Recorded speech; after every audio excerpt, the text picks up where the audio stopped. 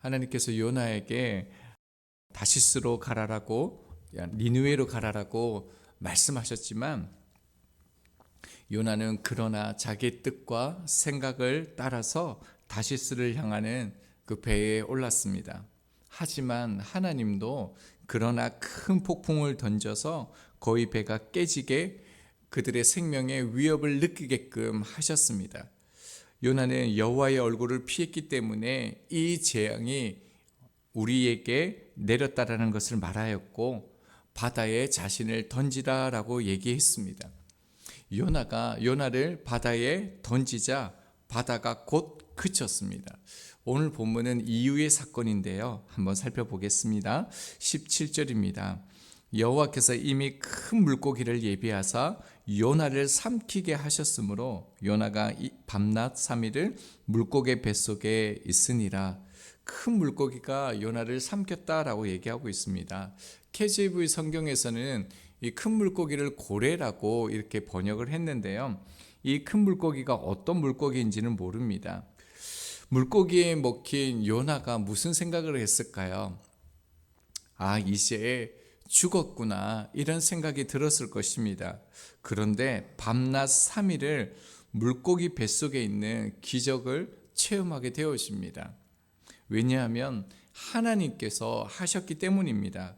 1절 말씀을 다시 보면요, 여호와께서 이미 큰 물고기를 예비하사라고 말씀합니다. 이미라는 이 부사가 참 좋습니다. 이미라는 말이 무엇입니까? 요나가 불순종 가운데서도 요나를 위해서 하나님께서 물고기를 준비해 놓으셨다라는 겁니다. 요나의 불순종보다 하나님의 자비가, 하나님의 은혜가 더욱 큽니다. 성경은요, 밤낮 3일을 물고기 뱃속에 있었다라고 얘기하고 있는데 성경에서 3일은 좀 특별한 의미를 가지고 있습니다. 3일은 아무것도 할 수 없는 그 죽음의 상태를 말할 때 3일을 뜻하기도 합니다. 차라리 죽는 게 낫다라고 느껴지는 상태이지요. 하나님은 100세 때 얻은 이삭을 모리아 산에 가서 번제로 바치라라고 얘기합니다. 그 거리가요, 3일 길이었습니다. 사랑하는 아들을 바치러 가는 아브라함의 마음이 죽음의 상태와 같은 것이죠. 차라리 자신이 죽는 게 나은 상태입니다. 그런데 요나가요, 죽어야 하는데 죽지 않는 것입니다. 자, 1절을 보겠습니다. 요나가 물고기 뱃속에서 그의 하나님 여호와께 기도하여, 요나가 지금 물고기 뱃속에 있습니다. 이게 어떻게 가능한지는 아무리 찾아봐도 답이 나오지가 않습니다. 어떻게 요나가 물고기 뱃속에서 살았는지는요, 이 신비는 같이 천국에 가서 우리가 물어보면 좋을 것 같습니다. 중요한 것은 물고기 뱃속에서 어떻게 살았냐가 아니라요, 요나서 1장을 보면 선원들의 기도는 나옵니다. 그런데 요나의 기도는 없습니다. 그런데 2장이 들어오니까요, 물고기 뱃속에서 죽으면 죽었지 하나님의 말씀을 듣지 않으려고 했던 그 요나가요, 기도한다는 겁니다. 자, 물고기 뱃속에 들어왔는데 죽고 싶습니다. 그런데 죽어지지도 않습니다. 요나가 뭘 깨달았겠습니까? 하나님의 간섭입니다. 전쟁 그 터에서 이런 말이 있다고 합니다. 참호 속에서는 무신론자가 없다라고 합니다. 폭탄이 터지고요, 주위의 사람들이 죽어가는 것을 보면 전쟁터에 있는 사람은 그 누구도 예외 없이 신의 도움을 구한다고 합니다. 요나도 알았습니다. 여기에는 아무도 없다라는 겁니다. 그러면서 찾아온 게 무엇입니까? 하나님밖에 없다라는 겁니다. 요나는 하나님의 임재가 없으면 아무것도 아닌 것을 느끼게 된 것입니다. 성경에서 임재라는 것은 낫이란 단어인데 얼굴이라는 단어입니다. 그러니까 요나가 다시 지금 시선을 주님을 향하고 있습니다. 그리고 요나의 기도가요, 미완료형으로 되어져 있습니다. 지금 이 뱃속에서 요나가요, 계속해서 끈질기게 하나님 앞에 지금 얼굴을 구하면서 기도하고 있다는 것을 알게 되어집니다. 자, 2절을 보면요. 이제 요나가 어떻게 기도했는지에 대해서 쭉 이제 설명하게 되었습니다. 요나는 물고기 뱃속에 자신이 있다라고 표현하고 있습니다. 그러면서 2절을 보면 자신이 있는 상태를 수올이라는 단어를 썼습니다. 죽은 자들이 거하는 그 곳인데요. 음부, 지옥과 같은 그런 상황을 나타내는 단어입니다. 그런데 2절을 보면요, 중요한 단어들을 발견하게 되어집니다. 그것은요, 내가 주께서라는 단어입니다. 2절에서 내가 주께서라는 이 단어가 2번 반복됩니다. 그리고 3절에 가서요, 주께서라는 단어가 나오고요, 4절에 보면 내가라는 단어가 나옵니다. 그리고 또 6절에 가면요, 내가와 주께서라는 단어가 또 나옵니다. 7절에 내가 주께가 나오고요, 9절에 나는 주께라는 단어가 나옵니다. 무슨 그 의미일까요? 수월과 같은 이런 상황 가운데 있지만 내가 하나님께 부르짖었더니 하나님께서 자신의 음성을 들으셨다, 말씀하셨다라고 고백합니다. 여기에서 들으셨다라는 이 단어는요, 단순히 듣는다라는 의미가 아닙니다. 귀를 기울여서 자세히 경청하는 것뿐만 아니라 들은 바에 대해서 실질적인 조치나 행동을 실행하는 단어가 이 들으셨다라는 단어입니다. 사무엘상 1장에 보면 그 엘가나의 아내 한나가 나옵니다. 그런데 자식이 없었죠. 그래서 또 다른 아내 브린나를 통해서 자식을 얻게 되었습니다. 그런데 브린나는 아이를 놓지 못하는 한나를 향해서 하나님께 저주받은 인생이다, 버림받은 인생이다 라고 얘기했습니다. 이 말을 듣고 한나가 격분하게 되어지죠. 한나는 하나님이 나를 버렸다는 현실이 받아들여지지도 않았고요, 견딜 수가 없었습니다. 한나는 마음이 괴로워서 여호와께 기도하고 통곡을 합니다. 그러면서 하나님께서 나를 버리지 않았다라는 증거를 구합니다. 내가 하나님의 백성이라는 그 은혜를 구했던 것이죠. 그래서 아이를 주시면 하나님께 드리겠다라고 서원합니다. 그 이후에 어떤 일이 일어납니까? 사무엘상 1장 27절입니다. 이 아이를 위하여 내가 기도하였더니 내가 구하여 기도한 바를 여호와께서 내게 허락하신지라. 이것이 무엇입니까? 들으셨다와 동일한 상황입니다. 그러니까 지금 하나님께서 요나가 그 뱃속에서 하는 기도에 귀 기울여 경청해 주셨을 뿐만 아니라 나의 기도에 응답해 주셨다라고 고백하고 있다는 것입니다. 자, 그러면서 계속적으로 고백하는데요, 3절 상반절을 보면요, 주께서 나를 깊은 속 바다 가운데에 던지셨으므로 라고 얘기합니다. 요나를 바다에 던진 사람은 누구입니까? 사공입니다. 그리고 심지어 자신이 나를 던지라라고 얘기했습니다. 그런데 지금은 어떻습니까? 하나님이 하셨다라고 말하고 있습니다. 지금 이 모든 상황이요, 하나님이 하신 일임을 믿음으로 고백하고 있는 거죠. 그리고 하반절에도요, 주의 파도와 큰 물결이 다 내 위에 넘쳐나이다. 심지어요, 자신을 덮은 파도도 누가 하셨다는 겁니까? 주의 파도, 주님이 하셨다라고 고백한다는 겁니다. 하나님이 나를 위하여 일하고 계시다라는 것을 깨달은 것이죠. 이 모든 상황이 우연이 아니라는 것을 믿는 것입니다. 하나님이 지금도 날 위하여 일하고 계심을 요나가 고백하고 있는 것이죠. 그래서 4절은 뭐라고 얘기합니까? 하나님의 눈앞에 쫓겨났을지라도 다시 주의 성전을 바라보겠습니다라고 고백하는 것이죠.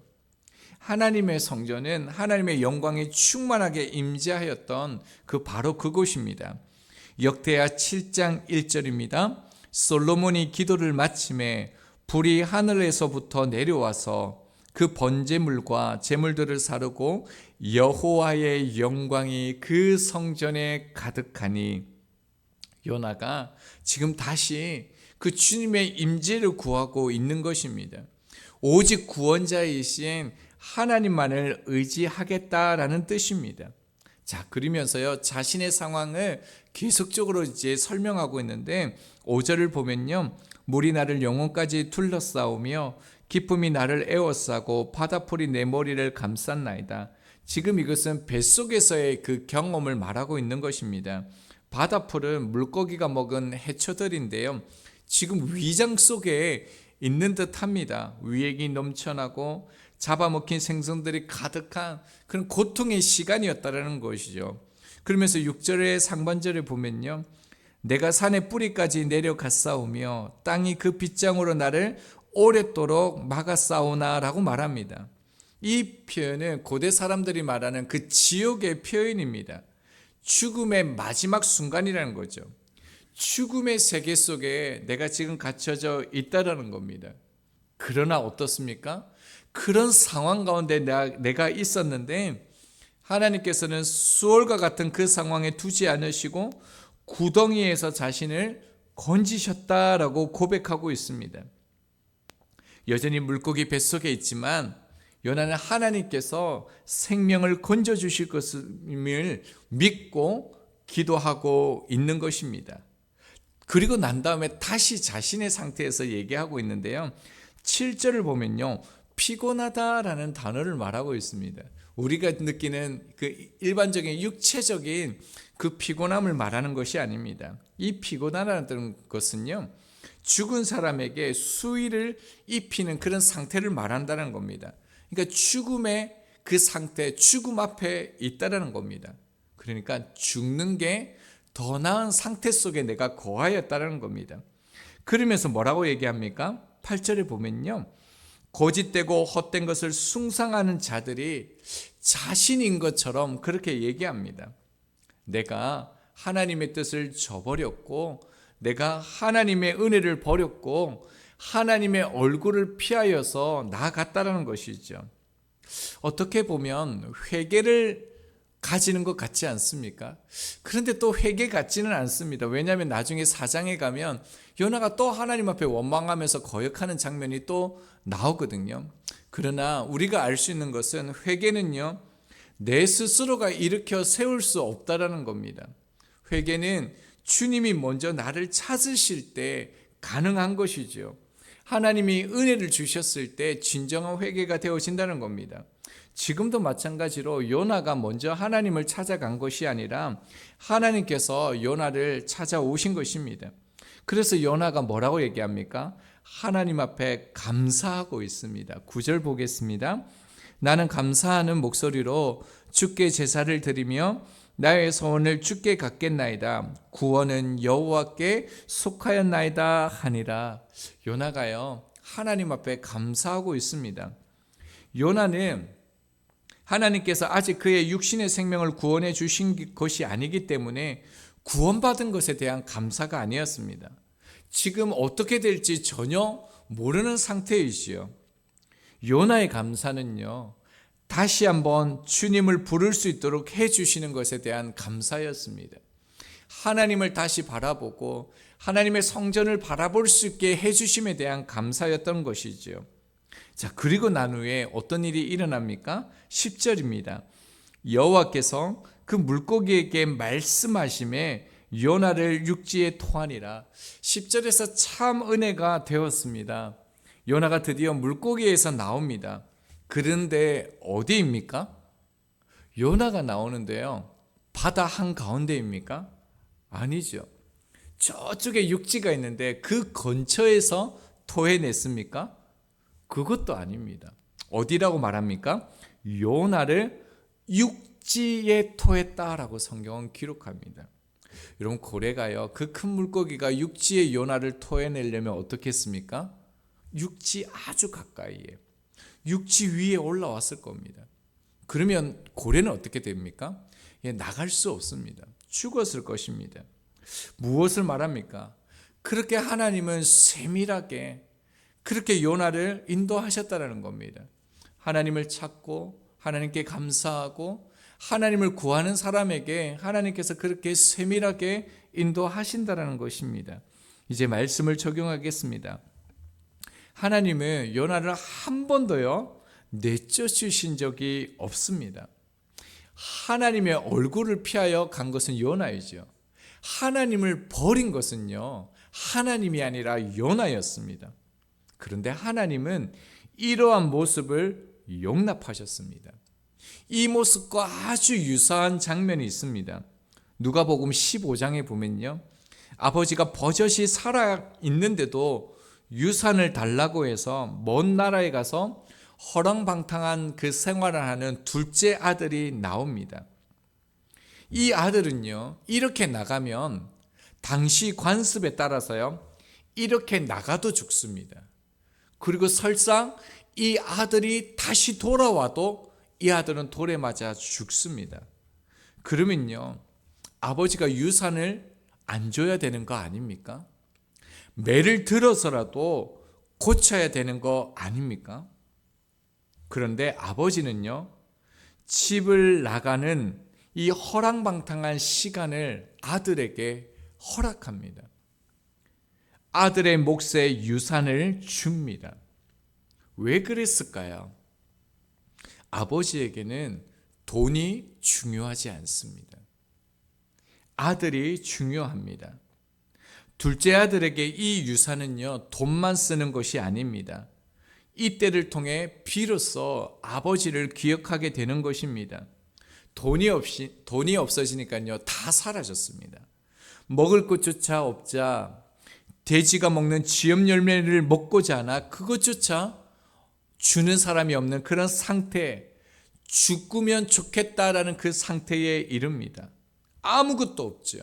철저하게 혼자입니다. 그러면서 아들이 비로소 깨달아집니다. 나는 아무것도 아니구나. 아버지가 생각납니다. 아버지의 집이 떠오릅니다. 그리고 아버지가 왜 이런 시간을 허락하시고 용납하셨는지를 알게 되어집니다. 그래서 성경 내용이요, 집 나간 아들이 아니라 돌아온 아들입니다. 이처럼 천국에는요, 암이 생명을 구해준 사람들로 가득하다라고 얘기합니다. 사랑하는 사람이 암의 고통 가운데 있는 모습은 너무너무 끔찍합니다. 저희 어머니도 암 투병 가운데 계셨기 때문에 너무 잘 알고 있습니다. 그러나 믿음의 눈으로 봤을 때는요, 암이 생명을 구해준 사람들로 가득한 것입니다. 고난을 하나님이 주셨다고 믿으면 해석이 달라집니다. 요나는 살려달라고 기도한 적이 없습니다. 주님을 다시 보게 해달라고 기도합니다. 고난 가운데 하나님을 발견하고 나오는 것입니다. 복음이 우리에게 주는 소망이 그것입니다. 수월에 들어가도 하나님의 사랑이 거기에서도 끝나지 않는다는 겁니다. 세상에는 모든 것이 끝날 수 있지만 하나님의 자녀는 그것으로 끝나지 않습니다. 고난 가운데 죽고 싶은 이 상황에 집중하지 말고요, 죽고 싶어도 죽지 못하게 하시는 하나님의 은혜를 붙들어야 합니다. 그러나 모든 사람이 요나 같은 고난 가운데 은혜를 받는 것은 아닙니다. 어떤 자리에 있든지 다시 주의 성전을요, 다시 하나님을 바라보고 주님을 원할 때 그때 하나님의 은혜가 주어집니다. 그 하나님의 손을 내가 놓았다면 내 손으로 다시요, 나를 위해 십자가에 못 박히신 그리스도의 손을 더욱 힘껏 맞잡으시는 이날 되어지기를 소망합니다.